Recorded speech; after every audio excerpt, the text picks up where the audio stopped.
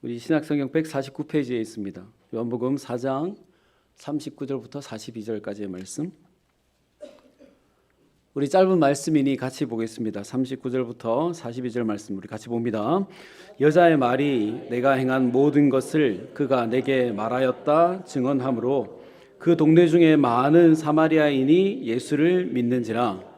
사마리아인들이 예수께 와서 자기들과 함께 유하시기를 청하니 거기서 이틀을 유하심에 예수의 말씀으로 말미암아 믿는 자가 더욱 많아 그 여자에게 말하되 이제 우리가 믿는 것은 네 말로 인함이 아니니 이는 우리가 친히 듣고 그가 참으로 세상의 구주신 줄 알미라 하였더라. 아멘. 할렐루야. 오늘도 예배하러 오신 여러분들을 주님의 이름으로 환영하고 또 축복합니다. 우리 예배할 때 예배하는 자들에게 주시려고 예배해 놓으신 우리 귀하고 좋은 것들을 우리 풍성히 받는 그런 은혜의 시간 되시기를 다시 한 번 더 축원합니다. 우리 앞뒤 좌우에 계신 분들께 인사하죠. 오늘도 참 잘 오셨습니다. 은혜 많이 받으세요. 아멘. 여러분, 우리는 예수님을 믿게 된 그 다음부터 신앙생활을 하고 있습니다. 근데 살다 보면 신앙생활, 우리 예배와 기도, 찬송, 그리고 교회 사역에 소홀해지거나 아니면 때로는 등한히 여기게 될 때가 있습니다. 여러분, 그런데 어떻게 해야 될까요? 어떻게 해야 하나님께서 기뻐하시는 신앙의 생활을 우리가 계속 이어갈 수 있을까요? 오늘은 이것을 한번 생각해 보려고 합니다. 여러분, 오늘 말씀은 사마리아의 그 수가라고 하는 동네의 사람들에게 일어난 큰 변화에 대해서 우리들에게 잘 알려주고 있는데요. 이 동네에서 무슨 일이 있었는가 하면 어떤 여인이 우물가에서 예수님을 만나게 되었습니다. 이 여인은 자신의 인생의 문제와 또 그 갈증을 해결해 보려고 많은 시간 동안 많은 애를 써온 여인이었습니다. 근데 아무런 소용도 없었고 결국 그 과정에서 5번의 이혼을 경험한 여자였습니다. 그래서 동네 사람들 앞에 떳떳하게 나서지도 못하고 우물물도 제대로 뜨지 못해서 한낮 가장 땡볕인 12시에 사람들이 다니지 않는 그 시간에 우물물을 뜨러 다녀야 했던 아주 불쌍한 여자였습니다. 근데 이 여인이 그 우물가에서 예수님을 만나게 되는데 자신의 인생의 갈증을 완전히 해결해 줄 수 있는 존재, 그 예수님을 만나게 됐습니다.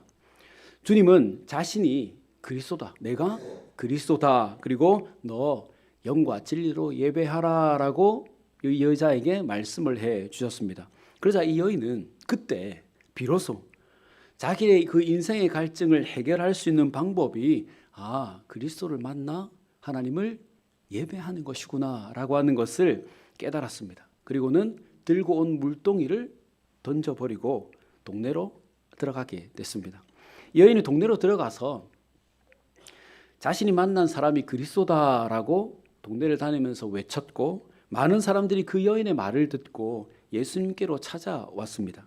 그러니까 이 여인이 마을에 들어가서 복음을 전한 것이죠. 조용하던 이 수가성이 이 한 여인으로 인해서 아주 시끄럽게 된 것입니다. 29절과 39절 말씀에 내가 행한 모든 일을 내게 말한 사람을 와서 보라. 이가 그리스도가 아니냐. 여자의 말이 내가 행한 모든 것을 그가 내게 말하였다 증언함으로 그 동네 중에 많은 사마리아인이 예수를 믿는지라 그랬습니다. 이 여자가 마을에 들어가서 무슨 이야기를 하고 다녔는가 하면 와서 봐라. 그리스도가 아니냐. 우물가에 한 유대인 남자가 있는데 그 사람이 내가 행한 모든 것을 다 알고 나에게 말을 해주더라.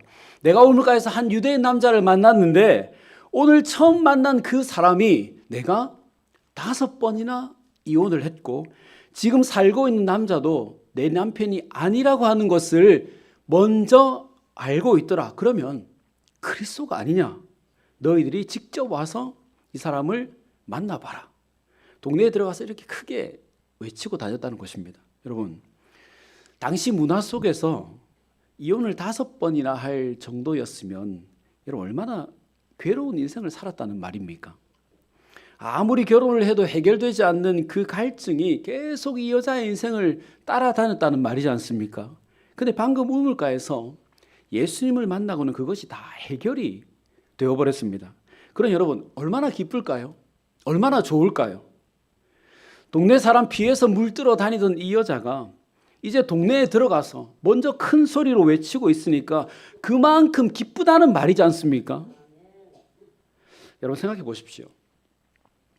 조용하던 사마리아 마을에 갑자기 어떤 여자가 동네를 다니면서 큰 소리로 외칩니다. 그럼 동네 사람들이 다 문 열고 나와서 볼 것 아니겠습니까? 아니, 어떤 여자가 이 시간에 저렇게 소리를 치고 다니나. 근데 가만히 보니까 누구죠? 저기 구석에 사는 몇 번이나 이혼하고 지금도 제대로 된 결혼 생활을 하지 않는 그 여자인 것이에요. 동네 사람들이 그 여인이 이렇게 다니는 것을 보면서 여러분 처음 무슨 생각을 했을까요? 야, 저 여자가 갑자기 왜 저러나? 집에 무슨 일이 생겼냐? 저 여자 힘들게 살더니 드디어 미쳤구나. 그렇게 생각하지 않았겠습니까? 오늘 아침까지, 아니 12시까지만 해도, 난 12시까지만 해도 사람들하고 부딪힐까봐, 만날까봐 물도 제대로 뜨러 다니지 못하던 여인이었습니다. 부끄럽고 수치스러워서 매일 숨고 고개도 들고 다니지 못하던 그런 여자였습니다. 근데 갑자기 동네에 나와서 큰 소리로 외치고 다니니까 당연히 그렇게 생각할 수밖에 없죠. 근데 이 여자가 하는 말을 가만히 들어보니까 예사롭지가 않아요. 야, 누가 저 여자의 과거를 저렇게 다 알 수가 있을까? 누가 저 여자의 삶에 저렇게 관심을 가져주었을까? 도대체 어떤 사람이길래 저 여자가 저렇게 바뀌게 되었는가? 여러분 궁금하지 않았겠습니까? 매일 우울해하고 슬퍼하던 저 여자가 기뻐서 소리치고 다니니까 당연히 궁금하죠. 그래서 그 여자가 하는 말을 들어봅니다. 그리고 39절 말씀에 기록된 대로 많은 사람들이 예수님을 믿었다 그랬습니다. 여러분, 야, 저기 있는 저 사람이 내가 한 일들을 다 알더라. 저 사람이 내가 한 일을 다 맞추더라. 여러분, 이렇게 말했다고 해서 바로 믿겠습니까? 참 대단한 사람인가 보다. 뭔가 앞을 내다볼 수 있는 사람인가 보다. 이렇게 할 수는 있겠지요. 근데 그렇게 신기해하고 대단해하는 것하고 믿는 것과는 여러분 다른 차원의 문제 아닙니까? 근데 오늘 사마리아 사람들은 이 여인의 말을 듣고 예수님을 믿었다고 했습니다. 여러분 이 말도 좀 이상하죠? 아니 여자의 말을 듣고 그 말이 믿을만 하면 여자를 믿든지 여자가 하는 말을 믿든지 믿어야 되는데 왜 여자가 하는 말을 듣고 예수님을 믿습니까? 그러니 이 여인이 동네 사람들에게 말을 할 때 성령님께서 동네 사람들의 마음에 역사해 주신 것입니다. 성령께서 역사해 주시니까 여인의 말을 듣고 동네 사람들이 예수님을 믿게 된 것이죠. 자, 그리고 40절 말씀을 보십시오. 사마리아 사람들이 예수께 와서 자기들과 함께 유하시기를 청하니 거기서 이틀을 유하심에라고 했습니다. 여러분 성경은 요한복음 4장을 시작하면서 이 장소가 사마리아이고 예수님을 만나는 사람들이 사마리아 사람이다, 사마리아 여자다, 사마리아 사람이다 라고 하는 것을 계속 강조해 줍니다. 4장에만 사마리아 여인, 사마리아 사람이라고 하는 말이 8번이나 반복해서 등장하고 있죠. 여러분 요한이 왜 자꾸 사마리아 사람이라는 말을 쓰면서 강조하고 있는 것일까요? 여러분 요한복음은 유대인의 관점에서 유대인에게 쓰여진 책입니다. 그렇다면 그 관념 속에 유대인이 아닌 다른 민족이 구원을 얻는다는 것은 말도 안 되는 일인 것이죠. 사마리아 사람들이 복음을 듣고 구원 얻는 것이 그만큼 쉽지 않다는 것을 사마리아라고 하는 말을 반복하면서 강조하고 있는 것이요. 사마리아 사람들은 절대 구원 얻을 수 없어라고 하는 말을 요한이 강조하고 있는 것입니다. 근데 오늘 실제로 그 일이 일어났지 않습니까? 절대로 일어날 수 없는 사마리아 사람들이 구원받는 일이 오늘 일어났지 않습니까? 그래서 요한이 정말 이 기적 같은 일이 이곳 사마리아에서 사마리아 사람들에게 일어났다라고 하는 것을 강조하고 있는 것이에요. 자, 그리고 여러분, 사마리아 사람들은 유대인들에게 개보다 못하게 취급을 당해왔습니다. 근데 40절 말씀에 보면요, 사마리아 사람들이 예수님께 와서 뭐라고 합니까? 자기들과 함께 유하시기를 청하니. 여러분, 사마리아 사람이 유대인에게 이렇게 말할 수 없죠. 저 사람이 나를 개보다 못하게 취급하고 있다는 것을 내가 알고 있는데 어떻게 그 사람에게 가서 오늘 우리 집에 가서 같이 잘래요? 이렇게 말할 수 있습니까? 여러분, 그렇게 할 수 있겠습니까? 그러니 지금 이 상황을 보면 이미 예수님 앞에 와 있는 이 사마리아 사람들도 39절에서 예수님을 믿은 그 순간에 그 속에 완전한 회복이 일어난 것이에요. 와서 앞서 예수님을 만난 그 여인과 같지는 않지만 사마리아 사람들은 우리가 유대인의 혈통을 더럽게 만들고 종교를 우습게 만들었다는 그 비난과 자책 때문에 평생을 외면당하고 무시당하고 어렵게 살아왔지만 예수님을 만나고 나니 그 모든 것들이 회복된 것입니다. 더 이상 그것 때문에 삶을 낭비하고 우울하게 살지 않아도 된다는 것을 이제 깨닫게 된 것이에요. 그리고 지금 사마리아 사람들이 왜 예수님에게 함께 유하자, 함께 유하십시다라고 말하는 것입니까? 여러분, 뭐 하려고 그러는 거죠? 예수님께 말씀을 듣기 위해서 그렇습니다. 그리고 40절 말씀에 기록된 대로 예수님은 사마리아 사람들과 이틀을 유하기로 유하셨다 그랬습니다. 그리고 41절 말씀에 보면 예수님의 말씀으로 말미암아 믿는 자가 더욱 많아졌다라고 했습니다. 여러분, 예수님이 이틀 동안 사마리아 사람들에게 말씀을 전하셨고 사마리아 사람들은 예수님의 그 말씀을 듣고 완전히 예수님을 믿게 되었습니다. 그리고 여러분, 중요한 것이 하나 더 있습니다. 42절 말씀에 그 여자가 말하되 이제 우리가 믿는 것은 내 말로 인함이 아니니 이는 우리가 친히 듣고 그가 참으로 세상의 구주신 줄 알미라 하였더라. 무슨 말이죠? 이틀 전까지는 여자, 당신이 하는 말을 듣고 우리가 예수님을 찾아왔지만 지금은 우리가 예수님의 말씀을 직접 듣고 구주로 믿게 되었다라고 하는 말입니다. 여러분, 가만히 생각해 보십시오. 39절에서 분명히 동네 사람들이 이 여인의 증언을 듣고 예수님을 믿었다라고 했습니다. 이 여인의 증언을 듣고 예수님을 믿었다 그랬습니다. 근데 42절 말씀에 보면 이제는 네 말로 인해서 믿는 것이 아니고 예수님의 말씀을 듣고 믿게 되었다 그랬습니다. 그럼 여러분 도대체 그러면 언제 믿게 되었다는 것이죠? 여자의 말을 듣고 예수님을 믿게 되었다는 말입니까? 아니면 예수님의 말씀을 듣고 믿게 되었다는 말입니까? 여러분, 우리가 이 부분에서 중요하게 생각해 보아야 할 것이 있습니다. 여러분, 우리가 예수님을 구주로 믿게 되는 것은 단회적인 것이죠. 단회적인 것이죠. 하나님의 섭리하심에 따라서 우리가 복음을 듣게 되고 우리가 복음을 들을 때 성령 하나님께서 우리 속에 역사하셔서 예수님을 구주로 믿게 됩니다. 우리는 그것을 영접한다라고 말하지요. 그래서 예수님을 나의 구주로 믿는 것은 한 번으로 끝나는 것이에요. 어제 복음을 듣고 예수님을 믿고 오늘 새롭게 예수님을 또 믿고 내일도 예수님을 새롭게 믿는 것이 아닙니다. 근데 예수님을 믿기 시작하는 것은 단회적 한 번으로 끝나는 것이지만 예수님을 나의 구주로 믿게 된 그 다음부터 그 시간부터 우리는 예수님과 상관 있는 사람으로 살아가게 되지요. 예수님을 구주로 믿게 됨과 동시에 우리는 예수 믿는 사람으로 살아가게 됩니다. 예수 믿는 사람으로 계속 살아가는 삶을 우리 뭐라 하죠?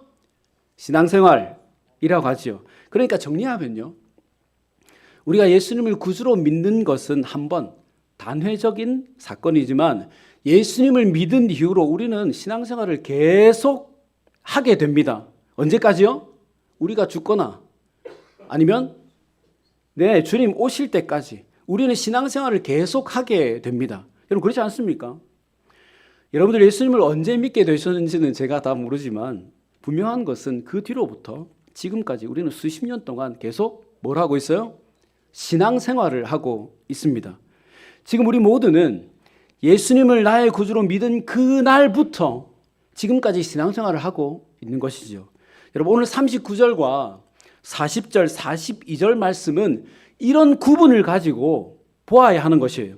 39절 말씀에서 여인의 증언을 듣고 예수님을 믿게 된 사람들이 이제 예수님을 찾게 되고 예수님을 만나서 말씀을 듣는 신앙생활을 시작하게 된 것입니다. 그리고 주님의 말씀을 들으면서 그것을 더욱 확신하게 되는 것이죠. 여러분 한번 우리의 믿음을 한번 생각해 보십시오. 아마도 그동안 아무리 힘들고 어려운 일을 당하고 신앙생활이 힘들었어도 예수님이 나의 구원자라고 하는 사실, 그것에 대해서 의심하고 흔들려 본 적은 없으실 것입니다. 왜냐하면 우리의 믿음은 성령께서 주신 것이기 때문에 그렇습니다. 성령님께서 우리 속에 역사하셔서 예수님을 나의 구주로 믿게 하시기 때문에 이것은 절대로 흔들리지 않는 것이에요. 이것을 우리는 구원의 확신이라고 하지요. 그런데 때때로 신앙생활을 게을리하거나 소홀해질 때가 있지 않습니까? 그런 모습을 보고 여러분 우리가 뭐라 하죠? 믿음이 약해졌다, 믿음이 없어졌다 이렇게 말하죠. 그런데 여러분 우리의 믿음을 누가 준 것이라 했습니까? 성령 하나님이 준 것이라 했습니다. 그런데 성령님께서 우리에게 주신 것이 어떻게 없어질까요? 어떻게 약해질 수 있을까요? 누가 성령님께서 우리에게 주신 믿음을 없이 할 수 있습니까? 누가 성령님께서 우리에게 주신 이 믿음을 약하게 만들 수 있습니까? 아니죠. 여러분 믿음은 없어지는 것이 아닙니다. 믿음은 약해지는 것이 아닙니다. 믿음은 있는가 없는가, 예수님을 나의 구주로 믿는가 믿지 않는가 하는 문제이지 약해지고 없어지고 하는 차원의 문제가 아니라는 것이에요. 자, 그럼 여러분 신앙생활에 소홀해지고 게을러진 것은 믿음이 없어졌기 때문이 아니라, 믿음이 약해졌기 때문이 아니라 신앙생활에 대한 의지가 약해졌기 때문에 그래요. 아무리 힘들어도 살면서 우리가 예배하면서 살아야지, 아무리 바쁘고 분주해도 내가 기도 생활하면서 살아야지, 일하고 와서 피곤하고 힘들지만 빨리 자고 싶지만 말씀 한 절이라도 읽고 자야지, 이런 신앙생활에 대한 의지가 약해졌기 때문에 그런 것이에요. 여러분 그렇지 않습니까? 여러분들 주변에 교회 다니다가 지금 다니지 않는 분들이 종종 계시지요. 그런 분들에게 여러분 물어보면 내가 예수 안 믿는다고 말하지 않아요. 내가 예수를 믿기는 믿는데 지금은 교회를 안 가, 지금은 교회를 쉬고 있어, 이렇게 말하죠. 여러분 그분들이 정말 예수를 믿는지 믿지 않는지 우리가 판단하고 알 수는 없지만 정말 그들이 예수를 구주로 믿으면서도 지금 신앙생활을 하고 있지 않다면 어떤 문제입니까? 의지가 약해졌기 때문에 그래요. 그리고 종종 성도들 사이에서요, 상처 주는 경우가 여러분 어떤 경우입니까? 우리들 사이에서요. 예배 빠졌다고요, 새벽기도 안 나왔다고 뭐라고 말합니까? 믿음이 없다, 믿음이 약해졌다, 믿음이 강해졌다. 여러분 함부로 믿음에 대해서 평가하고 판단하기 때문에 그렇지 않습니까? 여러분 믿음은 우리가 함부로 평가할 수 있는 것이 아닙니다. 우리도 사람인데 다른 사람이 신이신 하나님을 믿는지 안 믿는지 우리가 어떻게 알 수 있습니까? 무엇을 보고 판단할 수 있습니까? 예배 빠지고 예배 안 빠지고 기도 생활 잘하면 믿는 사람이라고 여러분 확신하고 판단할 수 있습니까? 그 행위만으로 뭐 출석하는 것만으로 믿음에 대해서 여러분 우리가 단정 지을 수 있습니까? 아니요. 우리는 그럴 자격이 없어요. 여러분 믿음은 성령께서 각 사람에게 주시는 것입니다. 그리고 믿음은 없어지거나 약해지는 것이 아닙니다. 행위를 보고 함부로 판단할 수 있는 영역이 아닌 것이에요. 그러니 여러분 우리 각자의 믿음이 없어지거나 약해지는 것이 아니다라고 하는 것 늘 기억하시고, 또 다른 사람의 믿음에 대해서 함부로 판단하지 않아서 서로에게 상처를 만들지 마십시다. 우리 성산교회 성도들 꼭 이것 기억하셔서 흔들리지 마시고 또 이런 문제로 상처 없는 공동체 다 세워가시기를 주님의 이름으로 축원합니다. 자, 여러분 우리의 믿음은 신앙생활을 향한 의지로 전환이 되는데, 의지가 강할 때는 상황과 여건을 이기고 예배하게 되고 기도하게 되죠. 근데 이 의지가 때때로 약해지면 상황과 여건을 이기지 못하고 예배와 멀어지고 기도 생활을 멈추게 됩니다. 의지가 약해지면 신앙생활을 게을리하게 된다는 것입니다. 여러분 그렇지 않습니까? 내가 예수 믿는다고 해서 주일 아침에 모든 상황이 예배할 수 있는 상황으로 다 바뀌어집니까? 내가 예수 믿는다고 해서 매일 기도할 수 있는 좋은 여건이 마련됩니까? 여러분 오늘 어떻게 오셨죠? 아주 피곤하지 않게 정말 개운하게 저절로 눈이 번쩍 뜨여졌습니까? 일어나자마자 야 오늘은 예배하는 주일이야. 너무 기뻐. 이러면서 오신 분 계세요? 아멘? 할렐루야. 오늘 주일이라고 여러분 농사일이 멈춰졌습니까? 농작물들이 장로님 오늘 교회 갔다 오세요 하면서 성장을 멈췄습니까? 내일 따기 좋게 월요일 아침에 따기 좋게 자기들이 멈춰줍니까? 아니죠. 예배 마치고 가면 언제 그런지 이만큼 커 있잖아요. 예배하고 오는데 있어서 모든 일이 순조롭게 척척척 다 풀려졌습니까? 평소만큼 피곤하지 않았습니까? 출근 안 해도 되는 날인데 야, 좀 더 쉬고 싶지 않았습니까? 갈등이 되지 않았습니까? 나의 흥미를 자극하는 그 모든 것들이 있지 않았습니까? 그런데도 여러분 지금 우리가 이 자리에 앉아 있다는 것은 그 모든 것들을 이기고 예배하러 가야지라는 의지가 우리 속에 있었기 때문에 지금 예배하고 있는 것 아닙니까? 쉬고 싶은 마음, 어디 축제 가고 싶은 마음, 돌아봐야 하는 가축, 그런 상황과 여건을 다 뒤로 하고 이겨내고 오신 것 아닙니까? 여러분 왜 그랬습니까? 왜 그러셨어요? 우리에게 예배하려고 하는 의지가 있기 때문에 그래요. 근데 만약에 여러분 이런 의지가 약해지면요, 없어지면 어떻게 되겠습니까? 주일 아침에 피곤해요. 그러면 자자. 야, 어디 저기 횡성이 축제 한다는데 축제 가자. 오이가 이만큼 크는데 10시에 수확하지 않으면 안 되는데 밭으로 나가겠죠. 예배와 멀어지게 되죠. 기도생활 등한히 하게 되죠. 결국은 신앙생활이 어려워지게 되는 것입니다. 그럼 여러분 신앙생활에는 의지가 중요한 것입니다. 우리가 정말 예수님을 나의 구주로 믿는 믿음이 있다면 그 다음부터 우리의 신앙생활은 우리가 가진 의지의 문제라는 것입니다. 믿음에는 강하고 약함이 없지만 이제는 강함과 약함이 나와야 되죠. 우리의 의지가 강한가 우리의 의지가 약한가 이것에 따라서 우리의 신앙생활이 전혀 달라질 수 있게 되는 것입니다. 그럼 여러분 그러면 이렇게 약해진 의지가 언제 강하게 될 수 있습니까? 언제 신앙생활에 대한 의지가 강하게 우리에게서 일어날 수 있습니까? 어떻게 해야 예배와 기도 그것에 대한 의지가 우리 속에서 일어나겠습니까? 여러분 오늘 이 여인을 만나서 예수님을 믿게 된 이 여인의 말을 듣고 예수님을 믿게 된 사람들이 그 다음으로 한 행동이 무엇이죠? 여인이 전한 말을 듣고 예수님을 믿게 되었는데 그 다음 예수님을 믿게 된 사람들이 그 다음으로 한 행동이 무엇이었습니까? 예수님을 찾아와서 뭐라 그래요? 유하기를 정하니. 왜 예수님과 유하기를 정했습니까? 왜 이틀 밤이나 예수님과 함께 있었습니까? 이틀 동안 무엇 했습니까? 사마리아 사람들이 이틀 동안 뭐 했지요?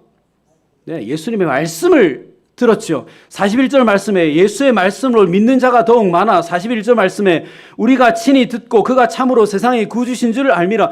예수님의 말씀을 들을 때 의지가 강하게 일어나는 것이에요. 예수님의 말씀을 들을 때 내가 믿는 예수가 참 구주시구나 확신하게 되었다는 것입니다.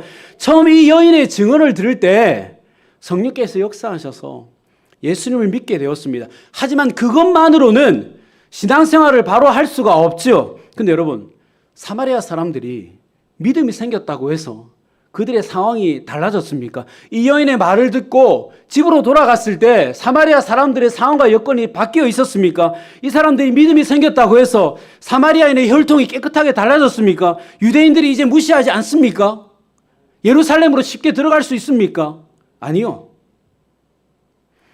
하지만 이들이 예수님을 믿으니까 유대인인 예수님을 찾아와서 함께 유하면서 말씀을 들려달라고 요청할 수 있게 된 것입니다. 그 속에 회복이 일어났다는 말이에요. 그리고 예수님과 함께 이틀을 유하면서 말씀을 들으니까 더 강한 의지가 그들 속에서 생겨난 것입니다. 유대인들이 아무리 우리를 무시해도 예수님을 믿으면서 살아야 되겠구나. 우리는 유대인이 아니지만 예수를 구주로 영접하고 살아야겠구나. 이제 예수님을 예배하면서 살아야겠구나. 예수님을 나의 구주로 섬기며 살아야겠구나. 이런 신앙생활에 대한 의지가 그들 속에서 일어나게 된 것입니다. 여러분, 처음 전도를 받아 교회에 오는 사람은 자기를 전도한 사람의 말을 듣고 교회로 오게 되죠. 성령께서 그 속에 역사해 주셨으니까 교회로 온 것 아니겠습니까? 발걸음을 옮긴 것 아니겠습니까? 근데 그냥 그대로 두면 신앙생활을 할 수 있겠습니까? 어떻게 해야 되죠? 말씀을 들어야죠. 계속 말씀을 들어야 하는 것이에요. 말씀을 들어야 흔들리지 않습니다. 말씀을 들어야 신앙생활에 대한 의지가 생겨나는 것이에요. 아, 예배는 이렇게 드리는 것이구나. 기도는 이렇게 하는 것이구나. 이렇게 말씀을 들을 때 신앙생활에 대한 의지가 그 속에 생겨나게 되는 것입니다. 여러분, 이것은 새신자들뿐만이 아니지요. 잘 믿는 사람들도, 직분자들도, 목사도 하나님의 말씀을 듣지 않으면 신앙생활이 흔들릴 수밖에 없는 것입니다. 계속해서 말씀을 들어야 의지가 생기고 그 의지를 가지고 신앙생활을 할 수 있기 때문에 그래요. 여러분, 만약 사마리아 사람들이 여인의 말을 듣고 예수님을 믿기는 했지만 그 뒤에 예수님을 찾아와서 말씀을 계속 듣지 않았더라면 그들은 성실한, 아니 하나님이 기뻐하시는 신앙생활을 계속할 수 없었을 것입니다. 상황과 여건을 이길 의지가 그들에게 없는데요. 상황과 여건을 이길 힘과 능력을 공급받아야 하는데 나의 의지를 확고하게 하고 흔들리지 않도록 붙잡아둘 능력이 우리 속에 일어나야 하는데 우리에게서 그것이 나옵니까? 생겨납니까? 누군가 옆 사람이 나에게 그런 의지를 매일 줍니까? 어디로부터 오지요? 말씀이요. 말씀으로부터 오는 것입니다. 하나님의 말씀이 우리에게 의지를 주는 것이에요. 하나님의 말씀이 우리의 의지를 날마다 확고하게 만들어주고 흔들리지 않도록 붙잡아 주는 것입니다. 그럼 여러분, 신앙생활 하시다가 흔들리면 말씀을 보십시오. 신앙생활이 느슨해졌다 생각이 드시면 말씀을 들으십시오. 예배에 느슨해지고 기도 생활에 게을러졌다 생각이 되시면 여러분 말씀을 보십시오. 말씀을 들을 때 흔들렸던 신앙생활이 다시 반듯하게 세워지게 될 것입니다. 말씀을 들을 때 우리 속에 내가 바르게 예배하고 바르게 기도하고 신앙생활을 해야겠구나라고 하는 의지가 생겨나게 될 것입니다. 말씀을 들을 때 신앙생활의 회복이 일어나게 될 것입니다. 그럼 여러분, 예수 믿는 사람들은 절대로 말씀을 등한히 해서는 안 됩니다. 매일 말씀을 묵상하고 설교를 들어야 합니다. 그래야 말씀을 통해서 주시는 강한 의지를 가지고 신앙생활에 흔들리지 않는 신앙생활을 할 수 있게 되는 것입니다. 여러분, 요즘 말씀 어떻게 듣고 계세요? 어떻게 보고 계세요? 어떻게 읽고 계세요? 어떻게 묵상하고 계세요? 어떻게 큐티하며 살아가십니까? 여러분, 우리 하나님은 우리에게 말씀을 통해서 좋은 것을 주시는 좋으신 하나님이십니다. 우리가 말씀을 들을 때 귀하고 좋은 것들을 주시는 좋으신 하나님이십니다. 우리가 말씀을 들을 때 신앙생활을 할 수 있는 의지를 우리 가운데 주시는 좋으신 하나님이십니다. 그러니 하나님의 말씀을 들으십시오. 읽으십시오. 묵상하십시오. 또 암송도 하십시오. 그리고 특히 내가 지금 요즘 내가 예배가 옛날처럼 간절한 마음이 없다. 기도에 게을러졌다. 찬송의 은혜가 되지 않는다. 교회 사역이 재미가 없다. 신앙생활에 소홀해졌다라고 생각이 드시면 지금 말씀이 필요하구나. 내가 말씀을 읽고 묵상해야 되는구나 라고 하는 신호라 여기시고 말씀을 붙잡고 읽고 들으십시오.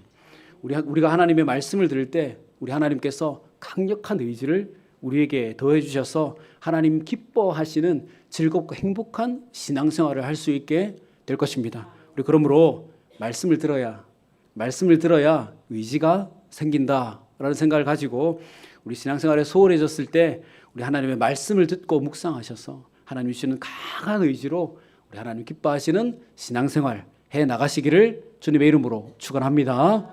우리 같이 기도하겠습니다. 좋으신 하나님 감사합니다. 사마리아 사람들은 여인의 증언을 듣고 믿음이 생겼고 예수님을 만나 예수님의 말씀을 들을 때 신앙생활에 의지가 일어났습니다. 주님, 예수님이 나의 구주임을 믿습니다. 이 믿음은 흔들리지 않지만 때때로 신앙생활에 대한 회의가 들고 예배를 소홀히 여길 때가 있습니다. 시험에 들어 신앙생활을 등한히 할 때가 있습니다. 주님, 그렇게 신앙생활에 대한 의지가 사라질 때 그것을 회복시킬 수 있는 방법은 말씀뿐인 줄 압니다. 주님, 매일 말씀 듣게 하시고 묵상하는 우리가 되기를 원합니다. 그래서 신앙생활에 대한 의지가 강력하게 일어나게 하시고, 그래서 흔들리지 않는 신앙생활을 통해서 날마다 성숙하게 하시고 시험과 유혹에 넘어지지 않는, 흔들리지 않는 우리가 되도록 하나님 역사하여 주시옵소서. 이번 한 주도 말씀을 들어야 의지가 생긴다라는 생각을 가지고 하나님의 말씀을 듣고 묵상하여서 하나님 주시는 강한 의지로 하나님 기뻐하시는 신앙생활을 하기를 간절히 원하오며 예수님의 이름으로 기도드리옵나이다.